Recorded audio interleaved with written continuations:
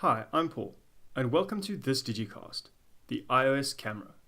This is episode 1 of our 4-part series on photos in iOS.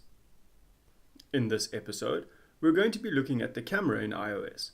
We're going to look at different methods of opening the camera, how to focus, use the auto exposure and focus lock, zoom, and the different camera modes. I've recorded this Digicast on my iPhone, but the camera interface and features are very similar on iPad and iPod Touch, so if you have one of those devices, you can still follow along in this recording. There are a number of ways to open the iOS camera. You can tap on the camera app icon, or from any one of your home screens, you can swipe up from the bottom to open Control Center and launch the camera from the shortcut on the bottom right. You can also open the camera directly from the lock screen by swiping upwards from this camera icon on the bottom right.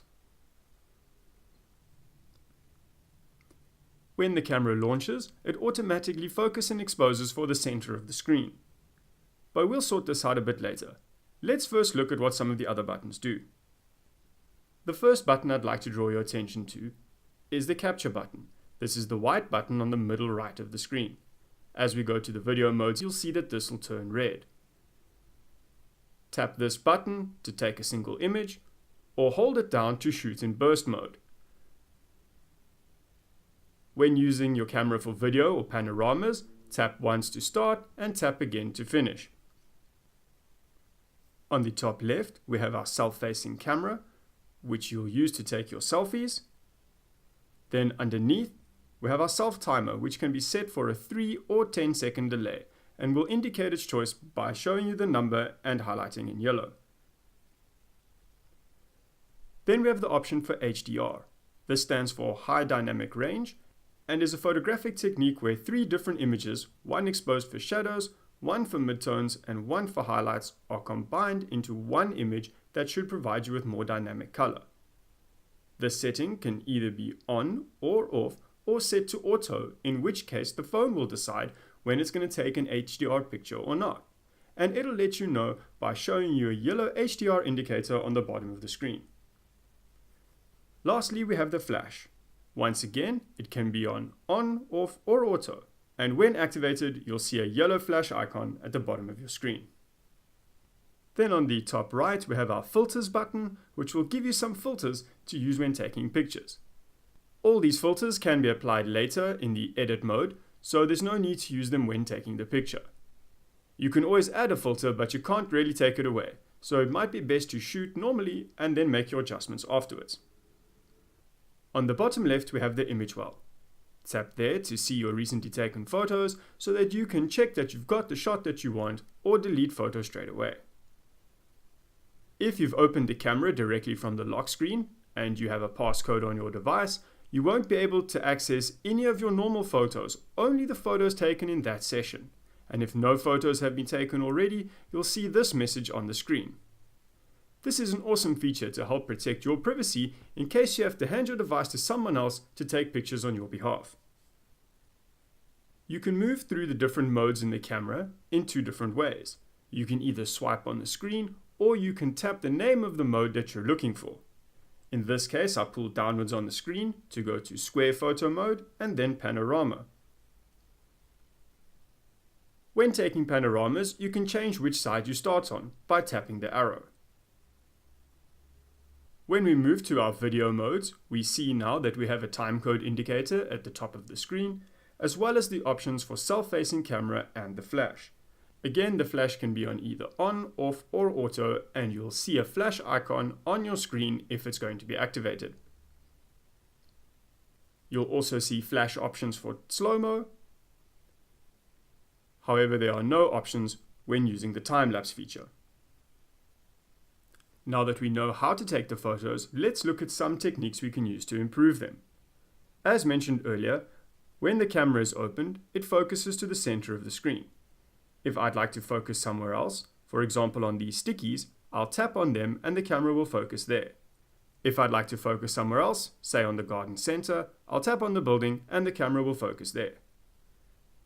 To focus anywhere on the screen or to undo a focus, just tap elsewhere on the screen.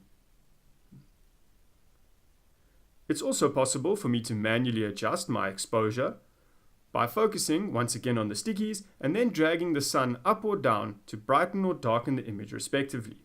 You'll notice at one point that the HDR icon appears. This is because it's set to auto and it's informing me that at that specific setting, the iPhone is going to take an HDR image. To undo my exposure adjustment, I'll just tap elsewhere on the screen to reset.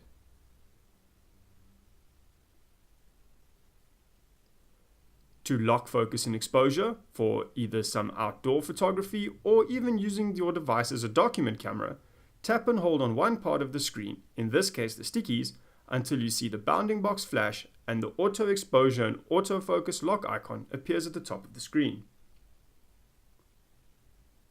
Now, no matter if the objects in your scene move or the light changes, the camera will not refocus. To reset, just tap elsewhere on the screen. To zoom in, place 2 fingers on the screen and pinch outwards. To zoom back out, just pinch inwards in reverse. While you're zooming, you'll notice that there's an indicator line along your screen. You can also move your finger along that to zoom in or out. It's possible to overlay a rule of thirds grid over the screen of the camera to help you compose your images. To do that, we'll open the settings and scroll down to the photos and camera option. Inside there, I'm going to scroll down to grid and tap that on.